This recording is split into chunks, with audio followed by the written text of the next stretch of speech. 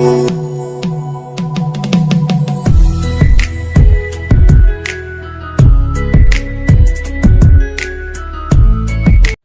Coaching classes के online YouTube channel में आपका स्वागत है। आज हम देख रहे हैं मृदा अपरदन को पढ़ेंगे, उसके बाद में इनके क्वेश्चन देखेंगे। मृदा अपरदन क्या होता है? मृदा अपरदन को यहाँ से देख रहे हैं। मृदा को सबसे बड़ा नुकसान अपरदन से होता है। मृदा मतलब मिट्टी को सबसे बड़ा नुकसान किससे होता है? अपरदन से होता है। वनस्पति विहीन नरम मृदा पर अपरदन की प्रक्रिया तीव्र होती है। अपरदन की प्रक्रिया कैसी होती है? तीव्र होती है। वनस्पति विहीन मतलब जहाँ पर कुछ भी नहीं उगा हुआ है।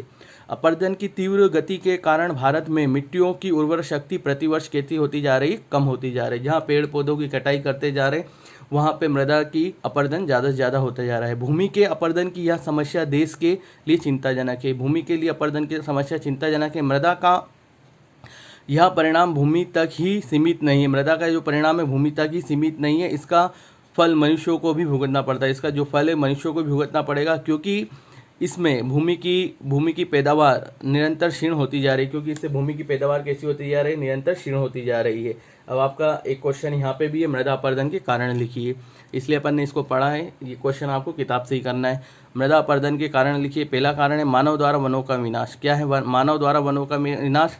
मानव अधिक से अधिक वनों को काटता जा रहा है। अधिक पशुचारण हो रहा है। पशु भी चलने वाली घास फूस सबको खाते हैं, इससे अतिरिक्त पशुचारण हो रहा है। आदिवासियों द्वारा झूमिंग कृषि करना एक प्रकार की खेती होती है। झूमिंग कृषि करना होता है आदिवासियों द्वारा। पवन अपरदन होता है। पवन के द्वारा हवा के द्वारा भी मिट्टी को उड़ा ले जाना। उसके बाद में अवैज्ञानिक तरीके से कृषि करना। कोई तरीका नहीं है अवैज्ञानिक तरीकों से कृषि करना। उसके बाद में आप देखें मृदा संरक्षण। अब मृदा का अपन देखना है अगले पॉइंट में। मृदा संरक्षण क्या होता है? ये दोनों टॉपिक आप अच्छे से ऊपर वाले लगा लेना। मृदा संरक्षण देखते हैं। बढ़ती हुई जनसंख्या के कारण प्रकृति साधनों पर बड़े पैमाने पर विनाश हुआ है, जिसमें अनेक प्राकृतिक साधनों को नष्ट होने का खतरा पैदा हुआ है। इसलिए मृदा संरक्षण का विनाश रोकना आवश्यक है। मृदा संरक्षण के निम्नलिखित उपाय किए जा रहे हैं। मृदा संरक्षण के विनाश को रोकने के लिए निम्नलिखित उपाय किए जा रहे हैं। पहाड़ी एवं पर्वतीय क्षेत्रों में सीढ़ीदार खेतों में फसलें उगाना। पहाड़ी और पर्वतीय क्षेत्र जहाँ है वहाँ पे सीढ़ीदार खेती, जैसे सीढ़ी बनी होती है उसी तरह के खेतों में फसलें उगाना, सीढ़ीदार खेती करना। उसके बाद में खेतों में बंदिकाएं बनाकर नालीदार अपरदन को रोकना। शुष्क प्रदेशों में पवन की गति को रक्षक मेखला यानी कि पेड़ पौधों की बाढ़ द्वारा कम करके अपरदन करना। उसके बाद में अपरदन को रोकना। पहाड़ी ढालों पर बंजर तथा भूमि में वृक्षारोपण करना। पशुओं की चराई पर नियंत्रण करना। पर्वतीय ढालों और ऊंचे नीचे क्षेत्रों में बहते हुए जल का संग्रह करना। ग्रामीण क्षेत्रों में चारागाह का विकास करना। ये क्वेश्चन का भी आंसर आपको पीछे दीर्घ क्वेश्चन करेंगे, उसमें अपन इसके बुक से ही टिक लगाएंगे, इसलिए अपन इनको पढ़ रहे हैं। उसके बाद में अपन इसका टिक लगाने वाला पोर्शन दीर्घ का अपन बाद में करेंगे। उसके बाद आगे देखते हैं अपन। आगे देख रहे हैं अपन इसमें जल के बारे में। अब देखो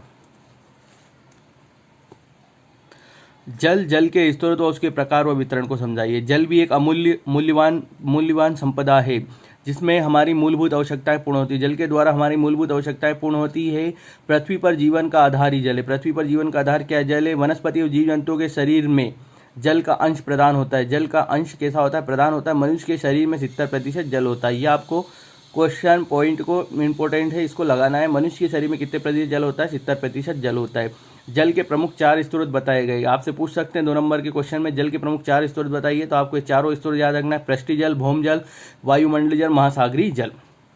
ये अच्छे से याद रख लो। जल के प्रमुख 4 स्रोत बताइए। चारों स्रोतों के नाम आपको पता होना चाहिए। पृष्ठीय जल, भौम जल, वायुमंडलीय जल, महासागरीय जल। भूपृष्ठ तथा भूतल पर जल वर्षा व बर्फ के पिघलने से प्राप्त होता है। जल कैसे प्राप्त होता है? भूपृष्ठ पर भूतल या वर्षा व बर्फ के पिघलने से प्राप्त होता है। उसके बाद में वर्षा का कुछ जल बहकर तालाबों व झीलों में एकत्र हो जाता है। वर्षा का जो जल है बहकर तालाबों झीलों में एकत्र हो जाता है। अधिकांश जल बहाकर नदियों में चला जाता है, जो बाद में सागरों व महासागरों में पहुंचता है। वर्षा का जल कुछ अंश धरातल द्वारा सोख लिया जाता है। धरातल मतलब जमीन द्वारा सोख लिया जाता है, जिसमें हम भूमिगत जल तथा भौम जल कहते हैं। जिसे हम कैसा जल कहते हैं? जो सोख लिया गया जल को भूमिगत या भौम जल कहते हैं। इसके अतिरिक्त वर्षा का कुछ अंश भाप बनकर वायुमंडल में लौट जाता है, जिसे अपन कैसा जल कहते हैं? वायुमंडलीय जल कहते हैं। आपसे पूछा जाए वायुमंडलीय जल किसे कहते हैं?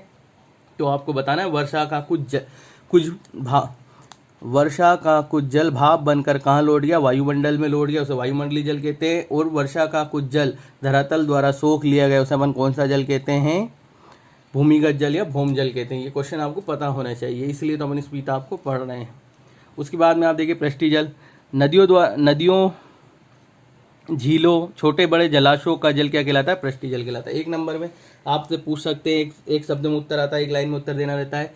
पृष्ठीय जल किसे कहते हैं, नदियों, झीलों व छोटे बड़े जलाशयों के जल को अपन पृष्ठीय जल कहते हैं। पृष्ठीय जल के प्रमुख स्रोत नदियां, झीलें, तालाब आदि है। पृष्ठीय जल के प्रमुख स्रोत क्या है, नदियां, झीलें, तालाब आदि, जो पृष्ठ पर आसानी से मिल जाता है। भारत में नदियां व सहायक नदियां देश भर के हर भाग में पाई जाती है, उसके बाद में आप देखें, एक क्वेश्चन पहले भी आया इसमें से, भारत के कुल पृष्ठीय जल का 7% भाग प्रमुख 3 नदियों द्वारा। प्रमुख 3 नदियां कौन सी है, सिंधु, गंगा, ब्रह्मपुत्र में से होकर बहता है। संसार की सबसे बड़ी नदियों में ब्रह्मपुत्र, संसार की सबसे बड़ी नदियों में कौन सी नदी है, आपको याद रखना है यहाँ पे ब्रह्मपुत्र। और गंगा का कौन सा स्थान है, गंगा का 8वां तथा 10वां स्थान है। देखो, संसार की सबसे प्रमुख नदियों में ब्रह्मपुत्र तथा और गंगा का क्रमशः स्थान कौन सा, 8वां। तो ब्रह्मपुत्र का 8वां स्थान है और गंगा का कौन सा स्थान है, इसमें 10वां स्थान है। संसार की सबसे बड़ी नदियों में मतलब विश्व की सारी बड़ी नदियों में इनका स्थान है। और आपको इनकी नदियों की लंबाइयों के बारे में भी देखना है। सिंधु की लंबाई दी आपको 1134, गोदावरी की दी 1465, नर्मदा की, ये सारी लंबाइयाँ आपको पता होनी चाहिए। गंगा की आपको पता हो खासतौर पर कितनी है, 2725 है। उसके बाद में ये नदियों के बारे में आप देख ले। भौम जल वाला क्वेश्चन अपन पढ़ चुके हैं। वर्षा का कुछ भाग भूमि द्वारा सोख लिया जाता है। कृषि तथा वनस्पति उत्पादन में इसका महत्वपूर्ण होता है। सोखा हुआ जल धरातल के नीचे अभेद चट्टानों तक पहुंचकर एकत्र हो जाता है। इसे अपन कुआं, ट्यूबवेल के द्वारा धरातल पर लाया जाता है। मानवीय उपयोग के अतिरिक्त कृषि, भूमि की सिंचाई, बागवानी, उद्योग आदि के लिए उपयोग किया जाता है। वायुमंडलीय जल बता ही दिया मैंने, वाष्प रूप में होता है, इसका उपयोग नहीं हो पाता। वायुमंडलीय जल का अपन उपयोग नहीं कर पाते हैं। महासागरीय जल देखना और जल के उपयोग देखना है। जल के उपयोग आपको मोस्ट क्वेश्चन है, आप यहीं से टिक लगा लेना, भैया जल के उपयोग बताइए, तो ये आपको पेज नंबर 8 पे जल के उपयोग मिल जाएंगे। जल का उपयोग आपको पता ही है, मुख्यतः पीने, भोजन बनाने, सफाई हेतु, सिंचाई, जल विद्युत उत्पादन, उद्योग, परिवहन, मनोरंजन आदि के लिए किया जाता है। जल का सर्वाधिक उपयोग सिंचाई के लिए किया जाता है। देश में सिंचाई की प्रथा प्राचीन काल से चली आ रही है। सिंचाई के 3 प्रमुख साधन नहरें, कुएं और नलकूप और तालाब। ये आपको 3 प्रमुख साधन आपको सिंचाई के बारे में भी याद रखना है। इसके आगे का अपन कल पढ़ेंगे। अब इसके जो क्वेश्चन है अपने 2 मोस्ट, उन क्वेश्चनों को देखते हैं। अब आपका पहला क्वेश्चन है, वनों का संरक्षण क्यों आवश्यक है। वनों को संरक्षण क्यों प्रदान किया जाना चाहिए, जीवों को संरक्षण क्यों प्रदान किया जाना चाहिए, इस तरह क्वेश्चन है। वनों का संरक्षण क्यों आवश्यक है। वन मानव जीवन के अस्तित्व के लिए बहुत महत्वपूर्ण है। वन मानव जीवन के अस्तित्व के लिए कैसा है, बहुत महत्वपूर्ण है। इसके बिना मानव जीवन की कल्पना नहीं की जा सकती है। वनों के बिना मानव की कल्पना नहीं की जा सकती। वन प्राकृतिक संतुलन के लिए बहुत अनिवार्य है। वन भी प्राकृतिक संतुलन बनाए रखने के लिए कैसा है, अनिवार्य। हमारी कई सारी दैनिक वस्तुएं वनों द्वारा ही प्राप्त होती। कई सारी दैनिक वस्तुएं हमें किसके द्वारा प्राप्त होती, वनों द्वारा ही प्राप्त होती। इनके द्वारा हमें स्वच्छ हवा प्राप्त होती है। वन वर्षा संचलन में भी सहायक होते हैं। वन वर्षा कराने में भी कैसे होते हैं, सहायक होते हैं। और वनों से हमें स्वच्छ वायु प्राप्त होती है। वन वातावरण और ताप नियंत्रण करने में भी महत्वपूर्ण भूमिका निभाते हैं। वन जो है वातावरण और ताप नियंत्रण में भी कैसी भूमिका निभाते हैं, महत्वपूर्ण भूमिका निभाते हैं। देख लें यहाँ पे, वन वातावरण ताप नियंत्रण में महत्वपूर्ण भूमिका निभाते हैं। वनों द्वारा मृदा अपरदन को रोकने में भी सहायता मिलती है। वनों द्वारा मृदा अपरदन को रोकने में भी सहायता मिलती है। अगर वनों की ज़्यादा से ज़्यादा कटाई करोगे तो वर्षा नहीं होगी और मृदा का भी अपरदन होगा, मतलब भूमि का क्षीण होना। उसके बाद में इस कारण वन संरक्षण पृथ्वी और जीवन के लिए बहुत आवश्यक है। वन संरक्षण पृथ्वी पर जीवन के लिए कैसा है, बहुत आवश्यक है। ये क्वेश्चन करने के पहले आपको आगे तक जितना पढ़ा है उसे आसानी से अच्छे से किताब से पढ़ना भी है और इसको समझना भी है। जहाँ जहाँ मैंने बताया वहाँ पे आपको टिक भी लगाना है। वनों पर आधारित उल्लेख लिखिए। अब देखो, वनों पर आधारित उल्लेख लिखिए। दोनों क्वेश्चन एक जैसे थे, इसलिए मैंने एक साथ बताए, एक दूसरे से जुड़े हुए हैं। अभी अपन ने देखा वन जीवन के लिए, मानव जीवन के लिए अस्तित्व बहुत ही महत्वपूर्ण है। मतलब किन किन चीज़ों में काम आ सकता है वनों से प्राप्त लकड़ी, घास, सनोवर तथा बांस से कागज। बांस से आपको पता हो कागज बनता है। कागज उद्योग, चीड़, स्प्रूस, सफ़ेद सनोवर से दिया सिलाई, माचिस की जो अपन माचिस यूज़ करते हैं दिया सिलाई बोलते हैं। लाख से लाख उद्योग, चूड़ी वूड़ी के उद्योग लाख के सामान बनते हैं। मोम से मोम उद्योग, मोम उद्योग चलता है, मोमबत्ती का काम होता है। महुए की छालें, बमूल, गोंद, चमड़ा, चंदन, तारपीन और केवड़ा से तेल उद्योग, जड़ी बूटियों से औषधि उद्योग विकसित किए गए। इस तरह के उद्योग सारे इससे विकसित किए गए हैं।